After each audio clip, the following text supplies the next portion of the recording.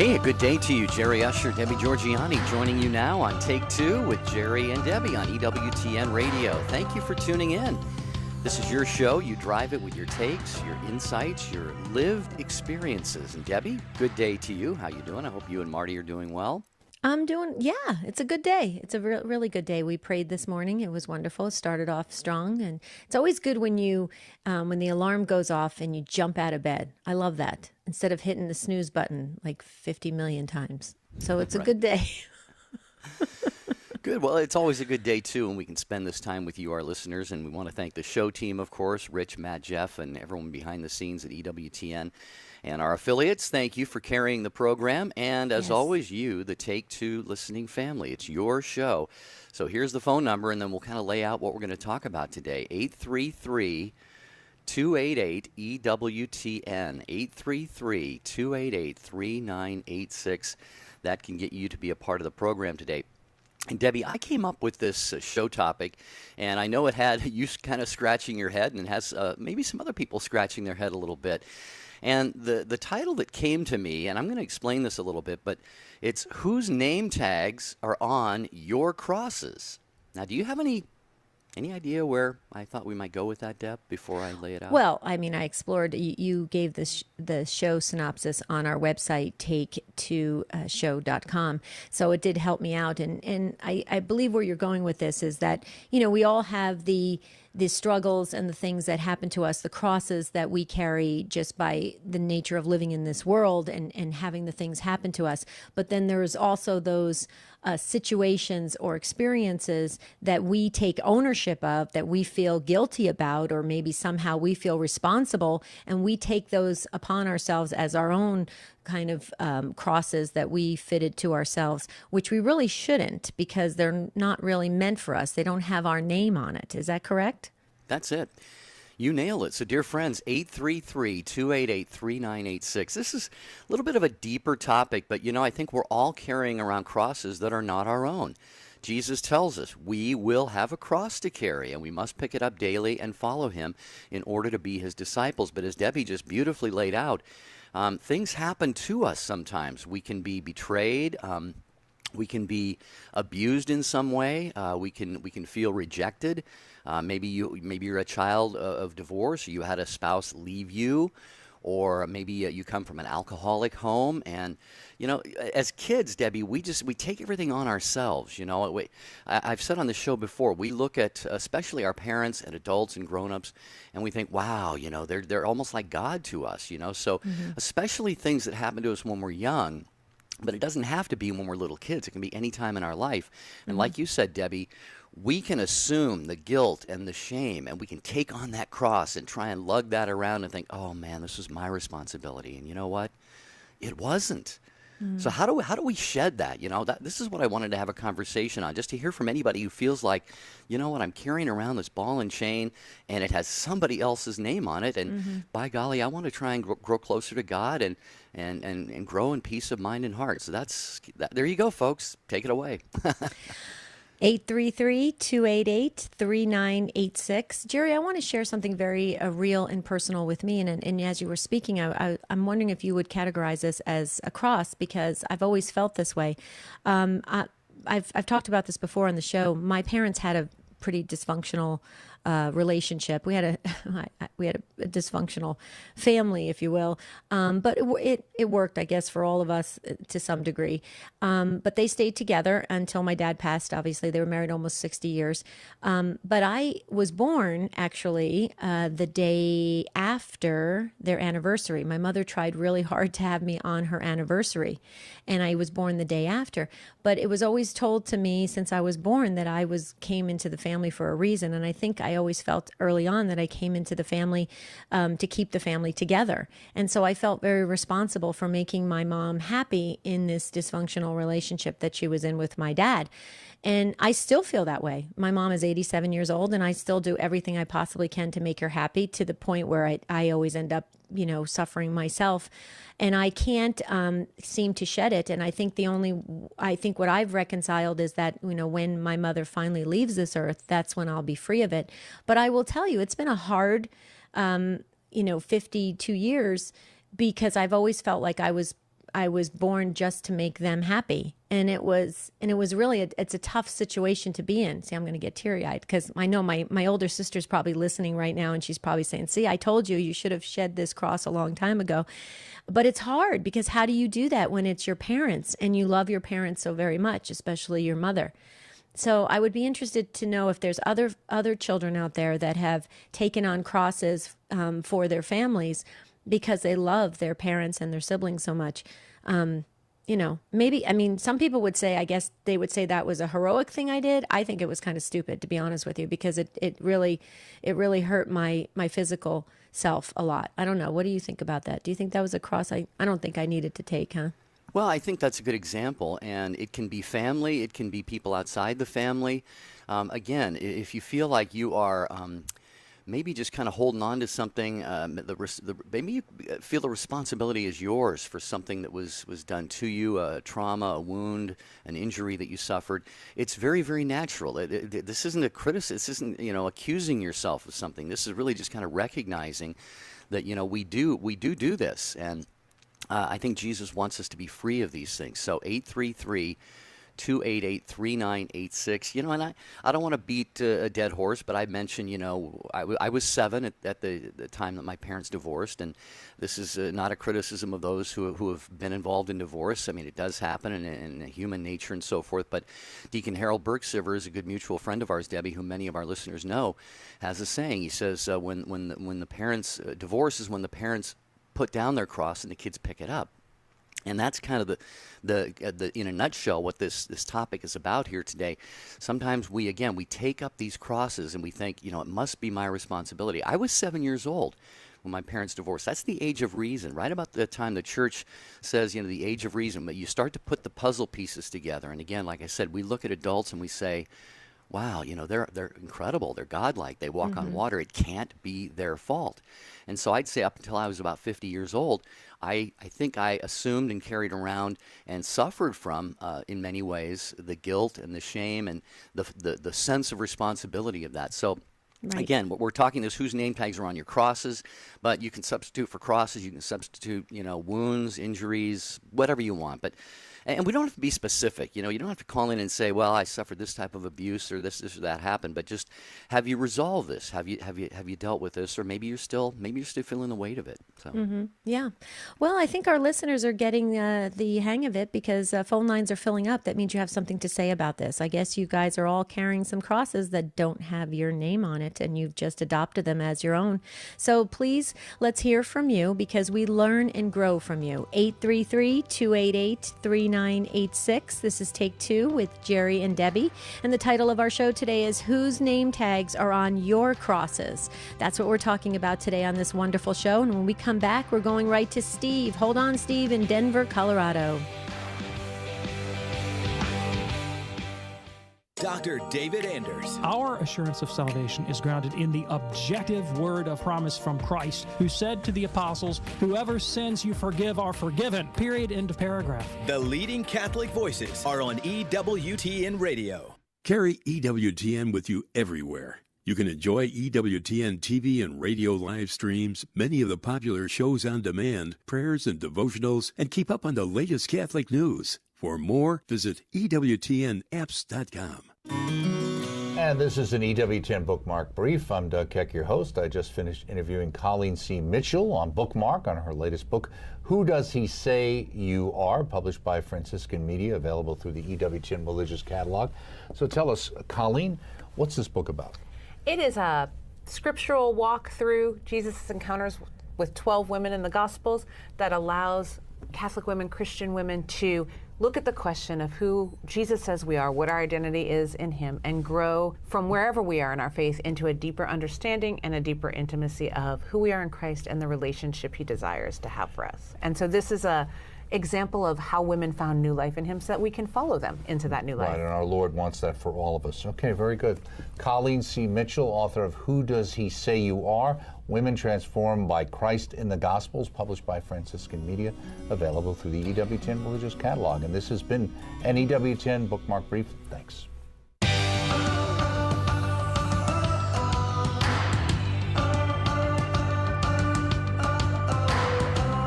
Thanks so much for being with us on Take Two with Jerry and Debbie. And this is just one of the program offerings you get from EWTN Radio each and every weekday.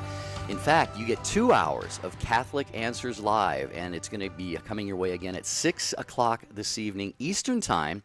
And it's Tim Staples in the first hour, Father Paul Keller in the second hour. It's an open forum Q&A. That means you can call and ask any question about the faith, other religions, spirituality, prayer, the sacraments, Mary, the Pope. You get it. Catholic Answers Live is your source for that. 6 p.m. Eastern on EWTN Radio, Monday through Friday. Do not miss it. Yes, love Catholic Answers Live. Okay, Steve in Denver, Colorado on Denver Catholic Radio. Hi, Steve. Welcome to Take Two with Jerry and Debbie. Hello, Jerry and Debbie. I just drove 12 hours from South Texas last night. This is your old friend who was driving over the road back in the summer of 16. Mm-hmm. And I called you and told you that I was driving over the road. Anyway, boy, I'll tell you, Dr. Phil should change jobs and be the host of a show called Dysfunctional Family Feud. Anyway, but I have a mental image that I think you really like for suffering, and I thought about this a long time ago. But if you take like a clock, with just the minute hand on it, and break it up into 4 quadrants, and then each quadrant would be a disposition towards whatever your particular cross is. So one quadrant would be running away from your cross. And then another next quadrant would be carrying your cross. The third quadrant would be, dragging. The second one would be dragging your cross. The third one would be carrying your cross. And the fourth one would be nailed to your cross. And you'd have some kind of a graphic in each one of the quadrants, showing the person. I don't really want it to be Jesus. Wow. He's running away from the cross, carrying the cross, dragging the cross, and, figuratively nailed to the cross. So that was just this mental image I had about carrying your cross. Oh, geez, several years ago. And, I never tried to patent it or anything, but it was just an idea I had. You put it on your refrigerator and you point it at the appropriate quadrant on a given day. Mm-hmm. Anyway. Okay. I was going to ask you, Steve, what exactly the purpose of that image was. I get the idea, but you're talking about maybe have a little movable needle that you can kind of adjust to where. Yeah. It's, like, where are you today? What's your pain level today? They have the different smiley faces, for the given levels of pain or whatever. I don't know. I guess it's just kind of like a quick little examination. Where am I with my cross, or whatever. Wow. Debbie, that is deep. That is powerful. Well, you just put it out there on a global stage, Steve, so you better patent it quickly. I know somebody else is going to steal the patent. What can I say? No, but anyway. that is really God good. Bless y'all. No, Steve, actually, that is really helpful. And I actually drew a circle and I did the quadrants and I actually put in the statements as you said. And I think that just even running away, dragging, carrying, and nailed to. Right. And that even the image of that, like you said, putting it on your refrigerator, it does allow you to kind of understand where you're at. And it's very important. Yeah, where am I at? Right. We take inventory every day. Steve, that is very powerful. That was very, very good. Thank you so much for sharing it with us. Oh, well, you're certainly welcome. All right. Be safe out there, Steve. Thanks for the call at Take Two with Jerry and Debbie. Whose name tags are on your crosses? Are you carrying burdens that you feel maybe this is so subconscious, maybe you've never reflected on this?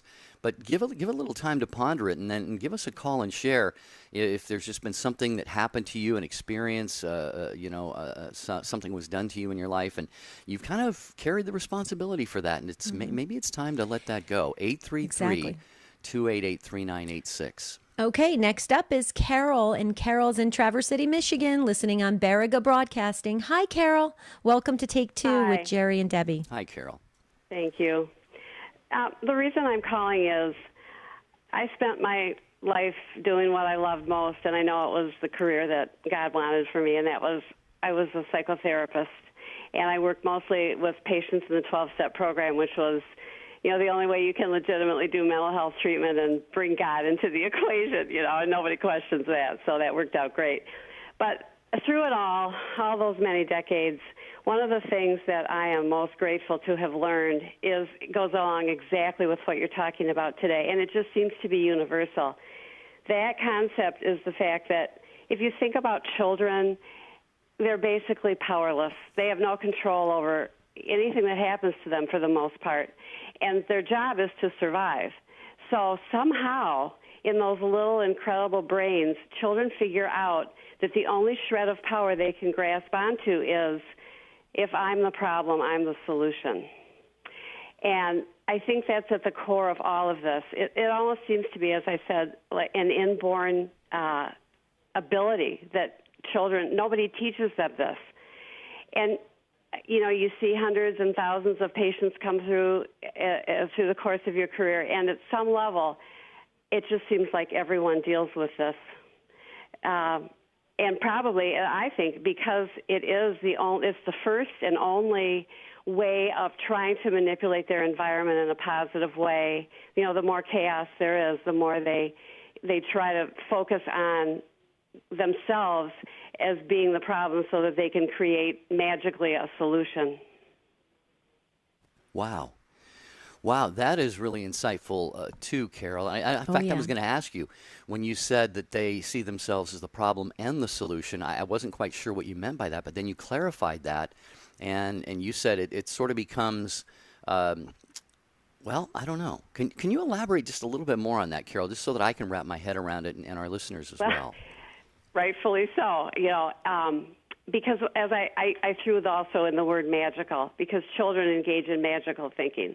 That's just their little unsophisticated brains just do the best they can to make sense out of the chaos around them.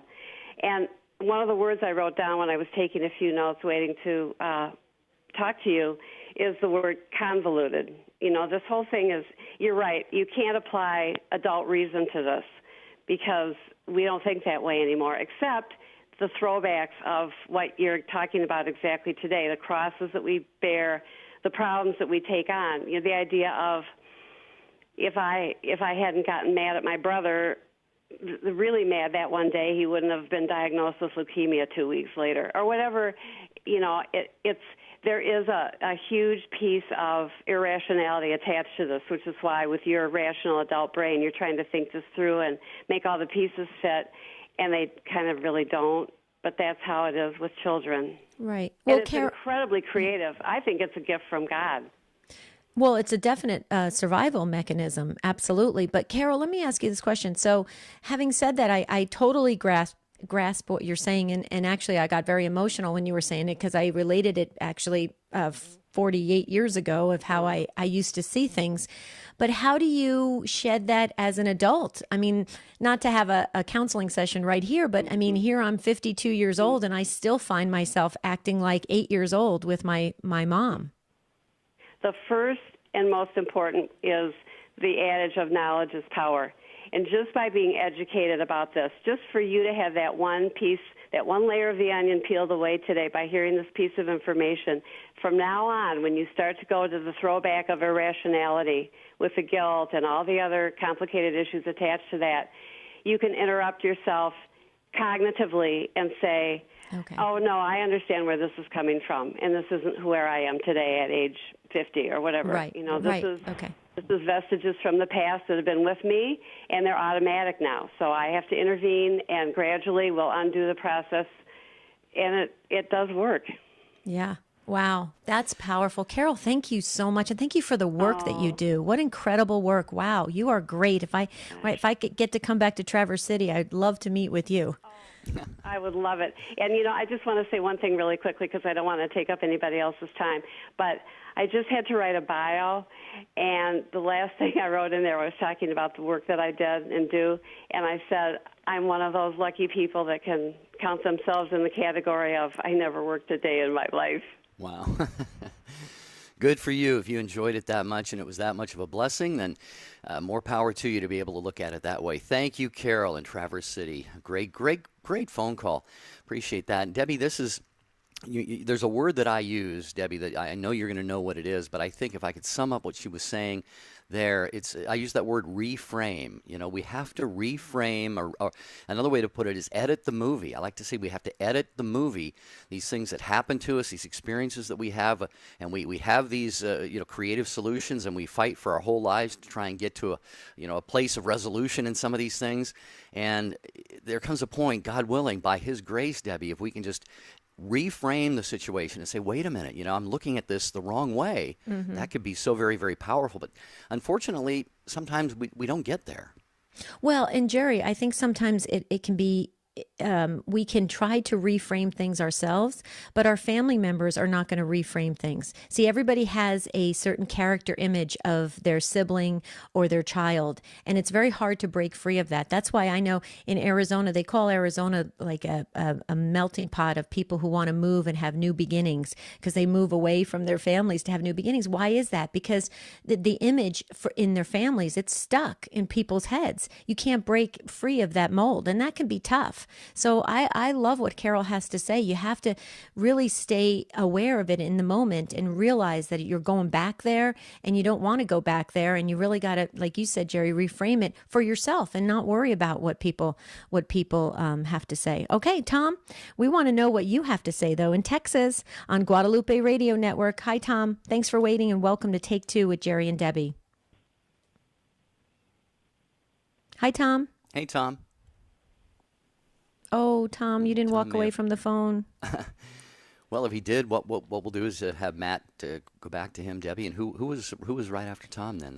Right after Tom is Karen. Karen's in San Antonio, Texas, on Guadalupe Radio Network as well. Hi, Karen. Welcome.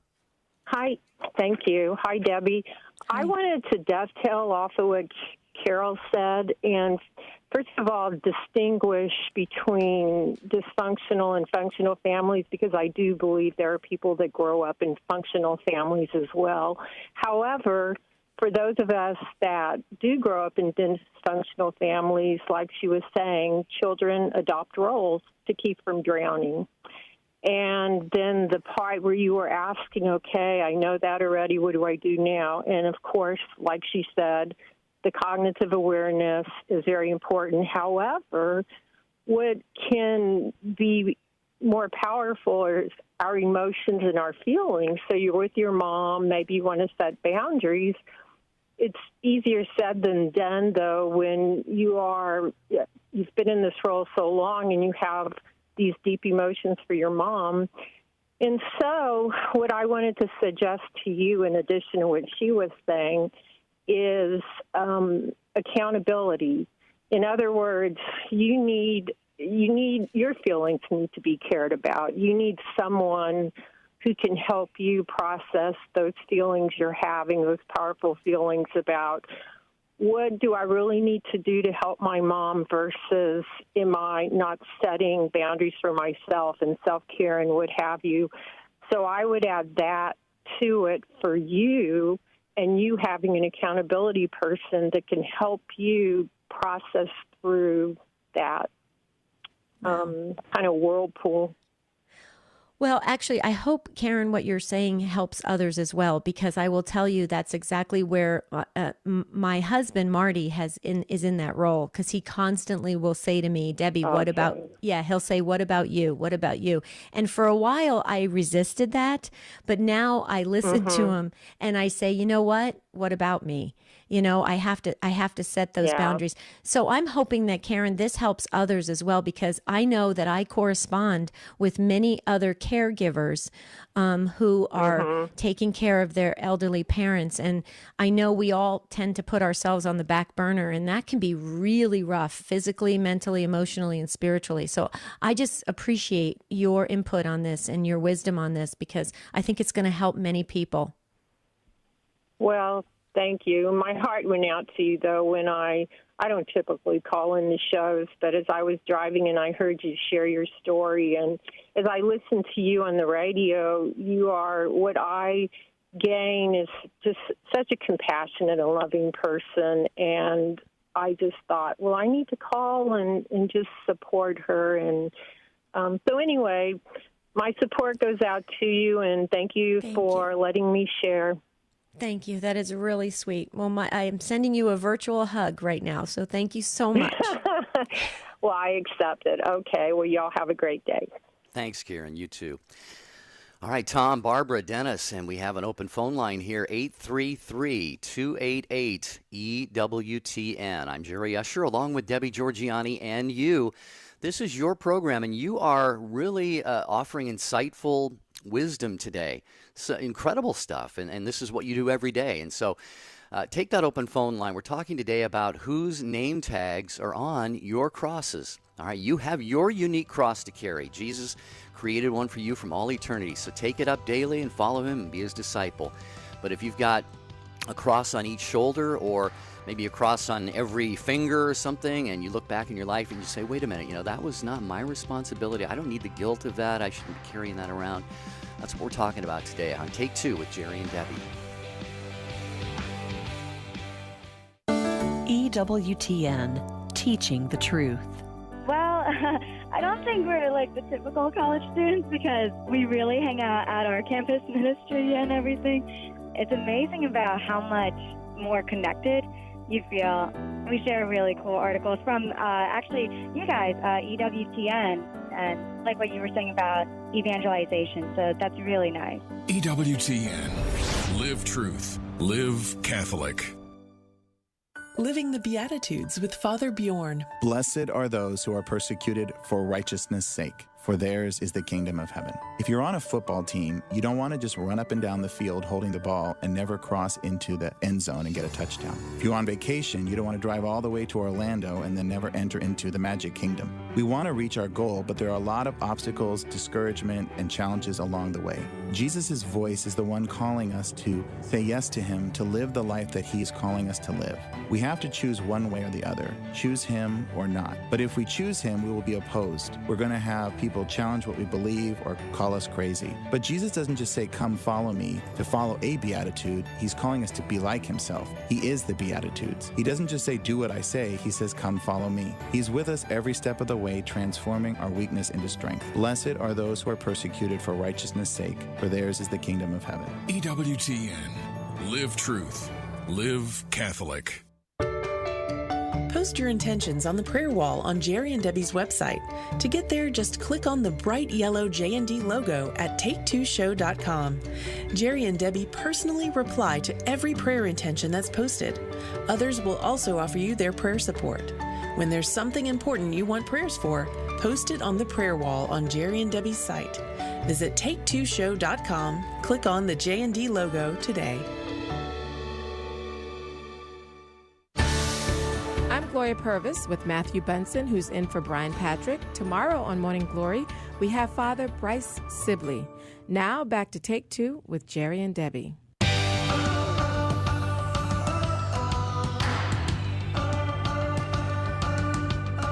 Okay, we're talking today on Take Two, whose name tags are on your crosses? Those crosses that you have adopted as your own that really probably don't have your name on them. And believe me, there's enough crosses out there. We probably don't have to pick up more of them. It's just going to weigh us down. So we want to go back to the phones. And next up is, okay, help me out with this, Jerry, because I can't see who's next. Tom dropped, so Barbara would be next. Yeah. Okay, Barbara, thank you. Okay, Barbara in Wenatchee, Washington. Barbara, thank you so much for waiting, and welcome to Take Two with Jerry and Debbie. Thank you for taking my call.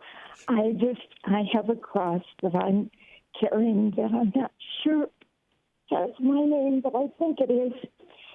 My husband died a year ago today, and it's my second marriage. They were both wonderful, wonderful marriages, a real blessing from God. And we had a very happy life together. We were only married just under 9 years, but my husband we went to the doctor so many times and to the walk-in clinic and all of that. And my husband, they finally found out that he had bone cancer. And 5 days, we had hospice, and I was the one that would take care of him. And they would come and every day, and they would, like they do. They were wonderful. And then after my husband died, my stepdaughters started to accuse me of and they wrote it in a letter which I tore up and burned. But they said that I hastened their dad's death by not taking him to the doctors enough, and by giving him too many medications, and I caused his early death. And I didn't. I wrote, they have a checklist for you, and I would check it off and initial it. And anyway, it's just, I know that I did what I should do, but the emotional part's still there. It's like baggage. Right. And then I started to realize that might be their way of dealing with grief by accusing me so they have an escape or something. Right. And I pray for them every day. Right. Well, Barbara, there's no accident that you called in. So please take this to heart. This exact same situation happened in my family with my dad's death. The exact same, Barbara. So listen up on this. Be free of it today. Okay, you did everything that the medical professionals told you to do. You did everything you possibly could. You know the truth. God knows the truth.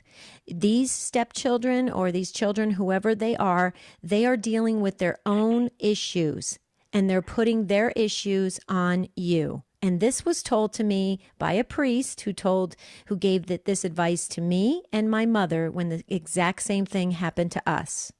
So I feel very free of everything we did for my father. My father had a great life, and we did everything possible to make his life better, and God called him home. And I know the truth, and God knows the truth. And Barbara, you have to adopt that. Otherwise, it will eventually hurt you physically, mentally, spiritually, emotionally, if it hasn't done it yet.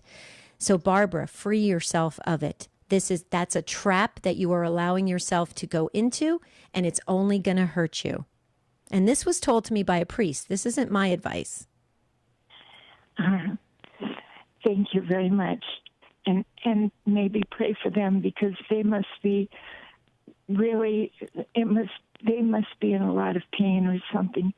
So, but God really did bless me with two very wonderful husbands and soulmates.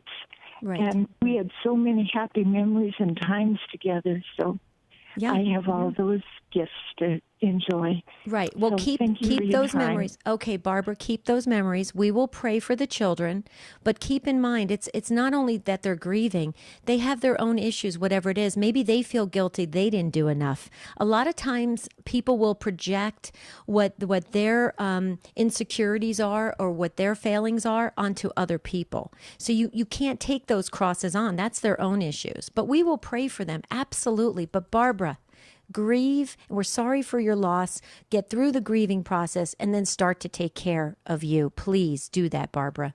Jerry? Barbara, I just wanted to add, it comes through so loud and clear in your voice, your heart. Your heart is in the right place. You did, like Debbie said, what were you supposed to do? You're not a doctor. You're not a nurse. You didn't know what was going on with your husband, and you relied on the medical establishment, and they did due process, and he ended up being diagnosed and passed away, and that happens. And you were right by his side. Not only did you not do enough, it sounds like you did everything and more that you could have for him. And he was a lucky man, Barbara. He was a very, very lucky man. So take that with you, and as Debbie said, be free of this today and enjoy Wenatchee, Washington. I'm originally from Washington State. I know Wenatchee well. I've got one of my best friends who works at a country radio station there. So, Barbara, enjoy this beautiful time of year in Wenatchee, and you'll be in our prayers, dear. Thank you so much for your call. Yes. We'll be praying for you, Barbara. Keep us posted. Okay, Dennis, in Duluth, Minnesota, on Real Presence Radio, you have been waiting so patiently. Thank you so much, and welcome to Take Two with Jerry and Debbie. Hi, Dennis. Hi, how are you guys? Good. How are you? Doing well, Dennis. Good. So I'm blessed with the role of a caregiver. I have 2 brothers, 5 sisters. I'm not the smartest. I'm not the best looking. I'm not the wealthiest. I have none of those traits, but it's a divine calling that has been given to me. And when I look at things, it's like, okay, I look at an experience and then I examine what is my role in that experience to determine if it's my cross or not. And I'm going to give you an example. My mom's in a nursing home. She's been in there for 4 years now, and she's on her 6th roommate. 3 of them have died. 2 of them were there just temporarily. So her new roommate moves in, and my mom is so upset because she was in a single room, this roommate, and is trying to cram all of this furniture into this double room. And my mom, I wasn't there, but my mom's 95 and a half, and she stood up for herself, and she let this lady have it, and she had the deacon help her. And my mom's telling me this story after the fact. And so I'm sitting there listening, realizing my role in this experience is to neither add to it nor detract from it. I was simply there to listen, to take in information. And at the end of the story, my mom says, we have it all worked out. We're good friends, and you would be very proud of me. I didn't have to validate anything my mom said. I didn't have to discredit anything my mom said. I didn't have to add to the drama. I just had to be there. And it's, so what is your role in that, in the experience, to help you determine whether or not it's your cross to bear? That's fabulous, Dennis. I have to tell you, your mom is awesome. I would love to take her into any war with me. I tell you, she sounds pretty tough and cool. I love that. 95 years old, and she stood up for herself, and that is beautiful. But I love the way you just affirmed that. You let her speak, and then you just were there for her as support if needed. But she said, I love the way she says, you would be proud of me. I took care of it. That's awesome. Your mother is really a very strong woman. And you're right. You have to assess each situation and wonder and decide what your role is and what you're able to do, willing to do, and what you should do. I think that is very practical advice, Dennis. I love that. Tell your mom she's pretty cool. Can we have her first name? Margaret. Margaret. Oh, great name. I love St. Margaret. Yeah. Wow. And everything I learned about caregiving is from her. And it's burdens and blessings, they begin and end with the same letters. We get to choose what word we spell by our actions. And it's a divine calling to be a caregiver. It's a gift. I wouldn't trade it I wouldn't give it to any of my siblings. It is a gift from God that has been given to me, and I revel in it, I relish in it, and I thrive in it. Doesn't mean I don't suffer, it doesn't mean I don't have challenges, but it's just, He's given me the gifts. It's my role to use those gifts. Wow. Amen, brother. Amen, Dennis. Thanks for another great take, Dennis, from Duluth, Minnesota. And prayers for you and prayers for Margaret, your mother. Thank you very much for sharing her inspiring personality and testimony with us. I love it. 95. Man, she's cool. 833-288-3986. We love hearing from you, especially on this topic today. Are you carrying the crosses that might have somebody else's name on them? And Debbie, we had a couple of social media comments. Our good friend Ron in Los Angeles emailed at take2@EWTN.com. Says, I've got 3 crosses that I'm juggling, my own and that of each of my parents. Yikes. God bless you all for your prayers. Your brother in Christ, Ron. And Ron, we always have you lifted up in prayer. And I don't know, Debbie, do you see the comments? If you want to read some, you can. I don't want to hog there's here, so many coming in. They're coming in so quickly. Deborah weighed in on Facebook. My parents divorced after 20 years with their own infidelities. I was consumed with so much guilt and continued to blame myself for their actions. Both of my parents have passed now. At 63 years of age, I have forgiven them, and I'm free. Thanks be to Jesus. See, Deborah, that's when you say you're free, that's so important. That's what we wanted to impart to Barbara as well. God wants us to be free in this world so we can do his work. If we're saddled with all of these crosses that don't have our name on them, my goodness, that's going to weigh us down. Arthur said, I have an elderly gentleman that has moved in with me with heart disease. Sometimes I feel that I have bitten off more than I can chew. Yeah, that can be tough, especially when you do, they say no good deed goes unpunished. You do something really good for someone and then you find out, wow, this is overwhelming, and that can be tough. Arthur, I recommend getting some support, enlist some support to help you as well. And back to Deborah's comment just for a moment. She mentioned how she's forgiven, and that gave her freedom. And I've experienced that in my own life. So I just encourage anyone who's listening, if you are carrying around the burden, the guilt, the shame, a cross from someone that has somebody else's name on it, and you want to shed it, one great way to do that is to forgive them. If they have wounded you in some way, forgiveness is not an instantaneous thing. Not always. It can take a little bit of time, but from your heart, if you're able to forgive, that is so very powerful.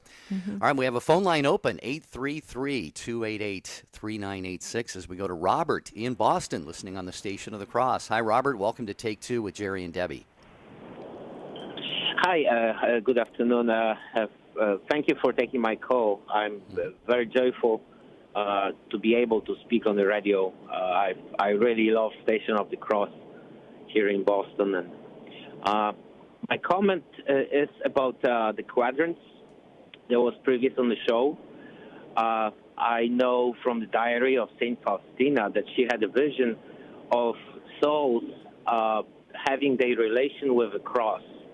And in this picture, we can see the souls nailed next to our Lord, and also with souls kneeling next to the crosses, and the other would carrying it, and other souls will kind of afraid of the cross.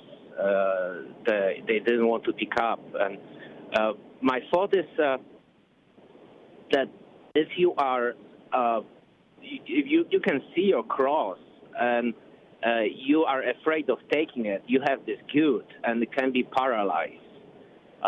Can bring to the despair, and only way is to take it and carry, because Lord always gives us the things we can handle. And through my life, I was running away from the cross for many years, but once I took it, I recognized it, and I love my cross. I'm not perfect, and sometimes I fell like our Lord, but the cross builds me and gives me character. So this is my comment about problems, because all the problems are from the Lord. Lord allows things to happen. So Robert, for a greater good. Yes. Robert, you have just in about 90 seconds probably summed up the spiritual life as well as I've ever heard anybody sum it up before. We all do have, as we said earlier on the show, we have a custom, a tailor-made cross from Jesus. And I will speak from personal experience. I can relate to you, brother, running from that cross. It can be so scary. It can be frightening. It could seem overwhelming. But the reality is, Jesus makes it clear, the only way to wholeness and healing and peace, actually, and happiness is through the cross. It is through suffering. And Debbie, how many of the saints, he's talking about St. Faustina, how many of the saints reference joy in the midst of suffering? And you go, oh my goodness. Are you kidding me? How can you be Pretty joyful much everyone. when they're going through that? But they have embraced it, and it's Jesus in them who is that joy. And so, I mean, I don't know, Debbie, you're probably just going, wow, that was Catechesis 101. Oh, my goodness. Robert, I'd love to take you into any religious education program. I mean, you are incredible the way you speak about it, and you're so right. And the thing about it is keeping that bigger focus, that ultimate good for our souls and for others. That's the plan, and we talk about this beautiful tapestry coming together when everybody goes through all their sufferings here on earth. I mean, this is a temporary place, and this is not our home, and this is really a training ground, if you will. And when we get through it all, it's all gonna hopefully form that beautiful tapestry in eternity of everything that everybody took on for each other and for themselves, for their own souls, and for their own sanctification. I'll tell you what, Robert, you have a lot of powerful things to say. Keep talking. You said you love the Station of the Cross. We do as well. Talk it up in the Boston area and let people know what you have to say, because like Jerry said, it's great catechesis. Thank you so much. We appreciate it. Did you have anything else, Robert, you wanted to add? There is a beautiful feast during the Holy Week. It's on Friday, and it's a feast of embracing the cross. It's after the distribution of the holy body of our Lord. There is the embracing of the cross, and I didn't see many people here, but this is the perfect moment to kiss your cross and to accept it. To give every other problems to Jesus, because he wants our problems. And I won't hide, but Diary of Saint Faustina helped me a lot to understand. It opened my heart, opened my mind. So reading it, I also live it. But sometimes there are moments when I feel very joyful. The other moments can be more sad. But always is this moment of great joy when you stand up with your cross and you have it. Because if you don't have your cross, you feel that something is missing. Because I feel like that. Right. Well, I believe Jesus, and I know that salvation comes through cross. Yes, So and Robert, as you're we talking, cannot separate ourselves. well, yeah, right. As you're talking about the different things that you feel or perceive, joy sometimes, sadness other times. Hey, let's be honest. We got 4 different sets of mysteries of the Rosary, and maybe there's a reason for that, because we are going to experience all of those in our lives. It can't be, Debbie. It can't be all a picnic. It can't be all joyful. That's right. It can't be all glorious. There's got to be the sorrowful mixed in, and so the more we unite ourselves to Christ in His passion, ours makes sense, and it becomes a little bit lighter and more joyful, God willing. So, Robert, thank you again for that amazing stuff. And it has an ultimate purpose. So when you know that, there's a reason for it. Can I just share something real quickly? Thank you again, Robert. We appreciate so very much your wisdom on this. EWTN has a wonderful newsletter. It's called Wings, and it's really great. You can stay up to date on the latest EWTN TV and radio shows. And the reason why I mention this is because so many folks will email in and they'll say, what's coming up next? What's happening next week? And Wings is just great. It keeps you up to date on the TV and radio shows. Plus, it has books and art and CDs and DVDs from the religious catalog, plus blogs and bookmark and news and events. So it's just a real comprehensive newsletter. So folks, check it out, EWTN.com. Wings, just look for Wings, EWTN.com. Okay. Back to your phone calls. Take 2 with Jerry and Debbie talking about, do you carry a cross that maybe doesn't have your name on it, or more than one? From things that have been done to you, you've experienced traumas, wounds, and you're wondering, how do I? Maybe you've moved beyond this, or maybe you haven't yet. 833-288-3986. Fintan in Seattle, Washington, watching on YouTube. Take 2 with Jerry and Debbie. Hello, Fintan. Welcome to the program. Good morning, Jerry. Good morning, Debbie. It's so great to be on the show. 1 second. Let me just pull over. Yes.